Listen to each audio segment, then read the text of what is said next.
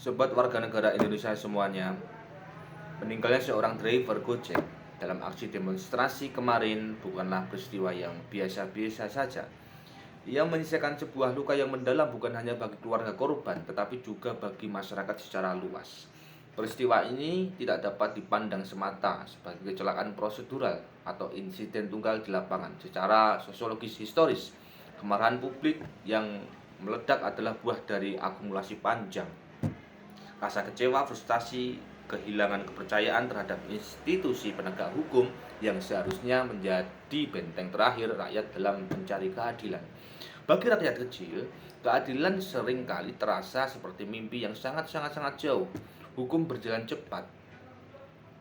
Dia pun tajam bila menimpa mereka yang lemah, namun tumpul berliku bila menyentuh mereka yang berkuasa dan berkepentingan. Kesenjangan inilah yang membuat publik semakin sulit percaya.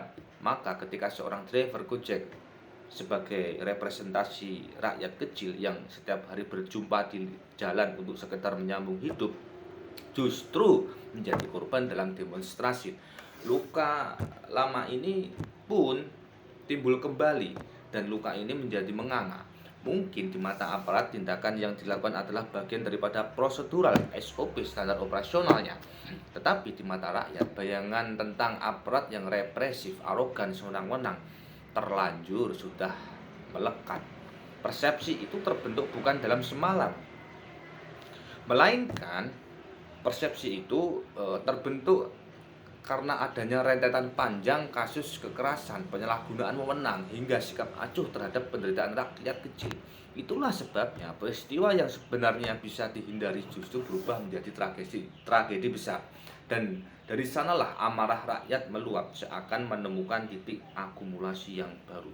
Namun yang perlu dicatat adalah kemarahan rakyat tidak mungkin dapat dipadamkan dengan sekedar pidato belasungkawa atau janji-janji penyelidikan.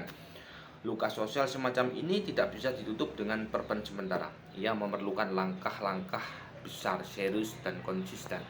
Aparat yang lalai harus diadili secara transparan agar publik melihat keadilan benar-benar ditegakkan. Standar operasional dalam pengamanan aksi massa harus direformasi, benar-benar harus dirubah agar mengutamakan pendekatan persuasif bukan kekerasan. Dan yang lebih penting, suara rakyat kecil harus kembali diberi ruang, bukan dipandang sebagai ancaman bagi stabilitas negara. Negara harus hadir bukan sebagai mesin penindas, tetapi sebagai pelindung yang humanis. Itu artinya hukum tidak boleh lagi menjadi alat menekan, melainkan harus hadir sebagai instrumen memberi rasa aman, keadilan bagi semua, tanpa memandang kelas sosial ataupun profesi. Jika hal ini tidak dilakukan, setiap tragedi baru hanya akan menebar jurang kepercayaan yang memperdalam luka bangsa. Inilah saatnya operasi besar dilakukan, reformasi aparat, penguatan lembaga hukum, dan keberpihakan nyata pada mereka yang selama ini berada di lapisan paling bawah. Rakyat tidak butuh kata-kata indah, mereka menunggu tindakan nyata. Bila keadilan dapat ditegakkan, kepercayaan perlahan akan kembali utuh dan tumbuh. Dan bara kemarahan yang kini membakar bisa berubah menjadi api harapan yang baru. Terakhir, tegakkanlah keadilan meskipun langit itu runtuh.